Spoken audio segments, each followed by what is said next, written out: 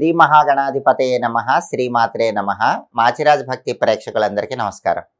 December 1వ తేదీ నుంచి డిసెంబర్ 10వ తేదీ వరకు మేషాది ద్వాదశ రాశులకి 10 రోజులు రాశి ఫలితాలు ఎలా ఉంటాయో, ఈ 10 రోజుల్లో గ్రహాల సంచారం ఎలా ఉందో, గ్రహాల సంచారం బట్టి ఏ గ్రహాలు అనుకూలిస్తున్నాయో, ఏ గ్రహాలు అనుకూలించట్లేదో, గ్రహం అనుకూలించినప్పుడు ఆ గ్రహం అనుకూలించాలంటే ఎలాంటి పరిహారాలు చేసుకోవాలో, ఎలాంటి దానాలు ఇచ్చుకోవాలో, ఏ మంత్రం చదువుకోవాలో, అదేవిధంగా ఏ స్తోత్రాలు వినాలో, ఏ దేవీ దేవతల ఆలయ దర్శనం చేసుకోవాలో, ఈ 10 రోజుల్లో కూడా ద్వాదశ రాశుల వాళ్ళకి రాశి ఫలితాలు ఎలా ఉంటాయో ఈ వీడియోలో మనం తెలుసుకుందాం. తదుపరి మిథున రాశి. మిథున రాశి వాళ్ళకి డిసెంబర్ 1 నుంచి డిసెంబర్ 10 మధ్యలో రాశి ఫలితాలు పరిశీలిస్తే సూర్యుడు 6వ స్థానంలో బ్రహ్మాండంగా యోగిస్తున్నాడు. అంటే ఈ 10 రోజుల్లో ప్రమోషన్లు వచ్చే అవకాశం మిథున రాశి వాళ్ళకి ఎక్కువగా ఉంది. ప్రమోషన్తో కూడిన ట్రాన్స్ఫర్, మంచి ఇంక్రిమెంట్తో లభించే అవకాశం ఉంది.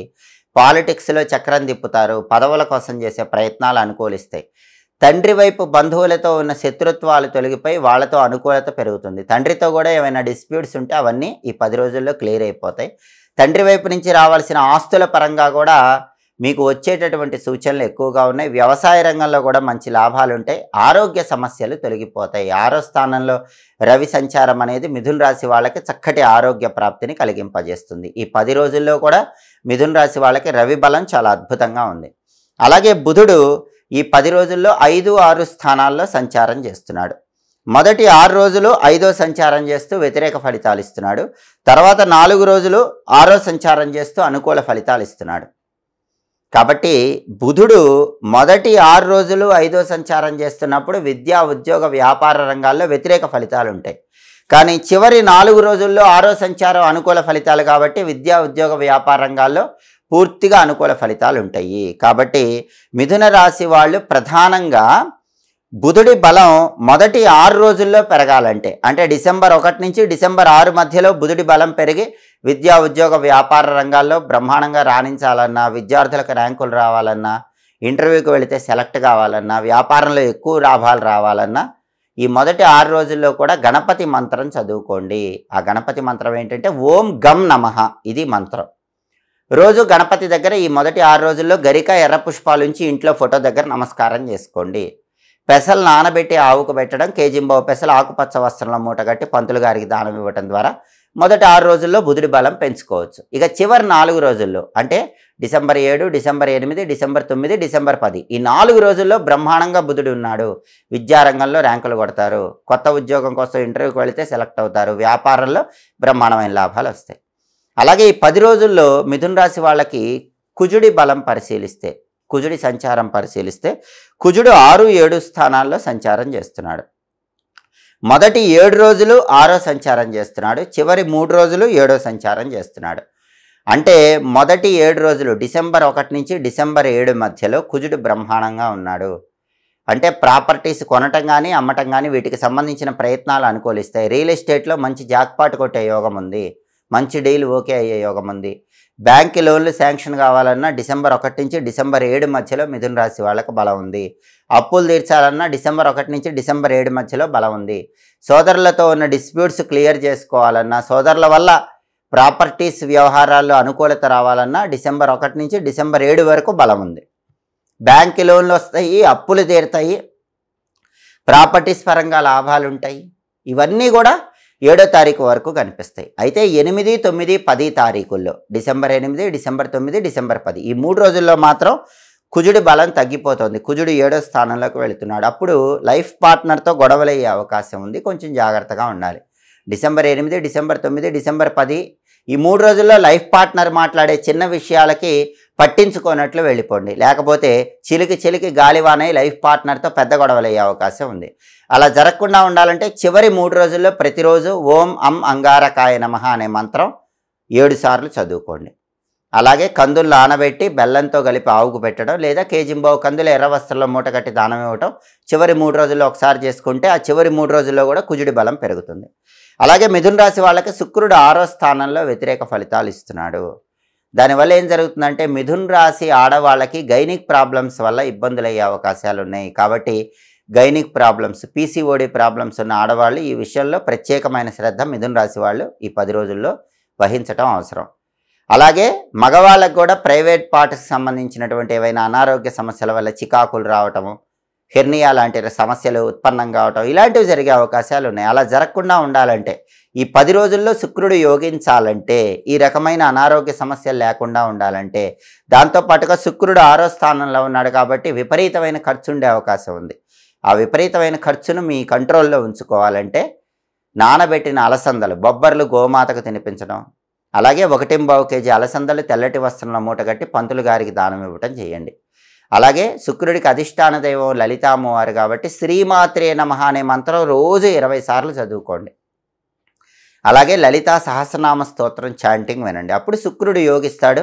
శుక్రుడి వ్యతిరేకత వల్ల, శుక్రుడి 6వ స్థాన సంచారం వల్ల వచ్చేటటువంటి హెల్త్ ఇష్యూస్ కానీ, మనీ ఎక్స్పెండిచర్ కానీ ఇవన్నీ కూడా తొలగిపోయి అనుకూల ఫలితాలు పొందవచ్చు. కాబట్టి మిథున రాశి వాళ్ళు గ్రహాల సంచారం బట్టి ఈ పరిహారాలు చేసుకోండి. డిసెంబర్ 1 నుంచి డిసెంబర్ 10 మధ్యలో పూర్తిగా అనుకూల ఫలితాలు సిద్ధింపజేసుకోండి. గోచార పరంగా ద్వాదశ రాశుల వాళ్ళకి కొన్ని గ్రహాల అనుకూలత, కొన్ని గ్రహాల వ్యతిరేకత అనేది ఎప్పుడూ కనిపిస్తూనే ఉంటుంది. అయితే గ్రహాల అనుకూలత, గ్రహాల వ్యతిరేకత ఎలా ఉన్నా చాలామందికి అప్పుల సమస్యలు ఎక్కువగా ఉంటాయి, మొండి బాకీల సమస్యలు ఎక్కువగా ఉంటాయి. అంటే వ్యక్తుల్ని నమ్మి ధనం ఇస్తే ఆ ధనం తిరిగి రాక ఇబ్బంది పడుతూ ఉంటారు. అప్పుల సమస్యల నుంచి బయటపడటానికి, రావలసిన డబ్బులు సకాలంలో చేతికొచ్చి మొండి బాకీల సమస్యల నుంచి బయటపడటానికి కొన్ని సులభమైన విధి విధానాలు ఏ రాశి వాళ్ళైనా పాటించుకోవచ్చు. అప్పుల సమస్యలు ఎక్కువ ఉన్న వాళ్ళు ఎవరైనా సరే మంగళవారం పూట నానబెట్టిన కందులు బెల్లంతో కలిపి గోమాతకు తినిపిస్తే అప్పుల సమస్యల నుంచి క్రమక్రమంగా బయటపడచ్చు. అలాగే అప్పులు ఎక్కువ ఉన్న వాళ్ళు మంగళవారం పూట శివాలయానికి వెళ్ళి శివాలయంలో 1 కేజీ ఎర్ర కందిపప్పు అక్కడ ఉన్నటువంటి పంతులు గారికి, పూజారి గారికి ఇచ్చి ఓం రుణముక్తేశ్వర మహాదేవాయ నమః ఈ మంత్రం చదువుతూ శివాలయంలో 9 ప్రదక్షిణలు చేయండి. అప్పుల సమస్యల నుంచి తొందరగా బయటపడచ్చు.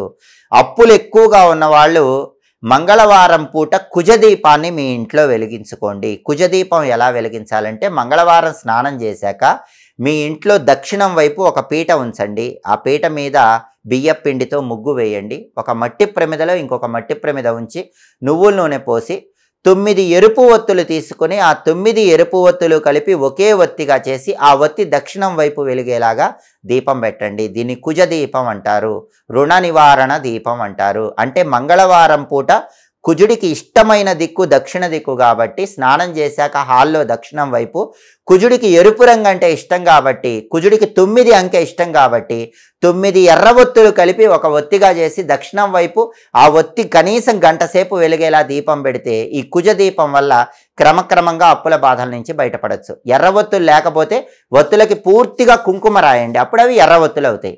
ఇలా కుజదీపం పెట్టండి, అప్పుల సమస్యల నుంచి బయటపడండి. అప్పులు ఎక్కువగా ఉన్న వాళ్ళు ఎవరైనా సరే ప్రతిరోజు ఓం అం అంగారకాయ నమః ఈ మంత్రాన్ని 9 సార్లు చదువుకుంటూ ఉంటే క్రమంగా అప్పుల సమస్యల నుంచి బయటపడచ్చు. అప్పులు ఎక్కువగా ఉన్న వాళ్ళు ఇంట్లో వాయువ్యంలో ఒక గాజు బౌల్ ఉంచి దానిలో నీళ్లు పోసి పాలరాయి వేసి ఉంచండి. ఇంట్లో వాయువ్యం మూల గాజు బౌల్లో నీళ్లు పోసి పాలరాయి వేసి ఉంచినట్లయితే చాలా తొందరగా అప్పుల సమస్యల నుంచి బయటపడవచ్చు. ఏదో ఒక విధంగా ధనం కలిసి వచ్చి పెద్ద మొత్తంలో ఉన్న అప్పుల నుంచి బయటపడతారు. అలాగే చాలామందికి ఎదుటి వాళ్ళకు డబ్బులు ఇచ్చి ఆ డబ్బులు తిరిగి రాక ఇబ్బంది పడుతూ ఉంటారు. ఇచ్చిన డబ్బు తిరిగి రాక ఇబ్బంది పడే వాళ్ళు ఎవరైనా సరే శనివారం రోజు ఒక తాంత్రిక పరిహారం పాటిస్తే ఇచ్చిన డబ్బులు తొందరగా చేతికి వస్తాయి. ఆ తాంత్రిక పరిహారం ఏంటంటే శనివారం రోజు ఎక్కడైనా దగ్గరలో ఉన్న రావి చెట్టు దగ్గరకు వెళ్ళండి. ఆ రావి చెట్టు దగ్గర మట్టి తీయండి, చిన్న గుంట తవ్వండి, పెద్ద గుంట తవ్వకండి. రావి చెట్టు దగ్గర శనివారం చిన్న గుంట తవ్వండి. దేవాలయంలో రావి చెట్టు అయినా, మీ ఇంటికి దగ్గరలో ఉన్న రావి చెట్టు అయినా, ఏ రావి చెట్టు అయినా సరే శనివారం చిన్న గుంట తవ్వి ఆ గుంటలో నల్ల మినుములు, పెరుగు ఈ రెండింటినీ కలిపి పోస్తూ మీకు డబ్బులు ఇవ్వాల్సిన వ్యక్తుల పేర్లు చెప్పుకోండి. వాళ్ళ పేర్లు చెప్తూ నల్ల మినుములు, పెరుగు ఈ రెండింటిని ఆ గుంటలో పోసి మట్టి కప్పేసి ఇంకా మళ్ళీ రావి చెట్టు వైపు చూడకుండా, అంటే వెనక్కి తిరిగి చూడకుండా ఇంటికి వచ్చేసేయండి. ఇలా కనీసం 9 శనివారాలు చేయండి. 9 శనివారాలు ఈ తాంత్రిక పరిహారం చేస్తే మీకు రావలసిన డబ్బులు తొందరగా చేతికి వస్తాయి. ఈ తాంత్రిక పరిహారం చేసినప్పటికీ ఇంకా ఇవ్వవలసిన వాళ్ళు ఇవ్వక ఆలస్యం చేస్తూ ఉన్నట్లయితే మన్య సూక్త పారాయణ అని ఒక ప్రత్యేకమైన పారాయణ ఉంటుంది. మంగళవారం రోజు ఆంజనేయ స్వామి ఆలయంలో మన్య సూక్త పారాయణ 108 సార్లు పంతులు గారితో చేయించుకోండి. పెద్ద మొత్తంలో ఉన్నటువంటి ధనం ఇవ్వవలసిన వాళ్ళు అతి త్వరలో మీకు తిరిగి ఇవ్వటానికి ఈ మన్య సూక్త పారాయణ విశేషంగా సహకరిస్తుంది. కాబట్టి అప్పుల సమస్యల నుంచి బయటపడటానికి, రావలసిన ధనం తొందరగా రావటానికి ఈ విధి విధానాలు పాటించండి. ఎప్పటికప్పుడు వారఫలాలు, మాసఫలాలు, దినఫలాలు వీటన్నిటి గురించి తెలుసుకోవాలంటే గ్రహాల సంచారం బట్టి, గ్రహాల సంచారంలో మార్పును బట్టి ఏ గ్రహాలు యోగిస్తున్నాయో ఏ గ్రహాలు యోగించటం లేదో తెలుసుకోవాలనుకుంటే మాచిరాజు భక్తి ఛానల్ తప్పకుండా చూడండి. మా వీడియోస్ మీకు నచ్చినట్లయితే మా ఛానల్ లైక్ చేయండి, కామెంట్ చేయండి. మా ఛానల్ వీడియోస్ 10 మంది మిత్రులకు షేర్ చేయండి. మా ఛానల్ సబ్స్క్రైబ్ చేసుకోండి. పక్కనున్న బెల్ సింబల్ నొక్కటం మాత్రం మర్చిపోకండి. సర్వే జనాః సుఖినో భవంతు. స్వస్తి.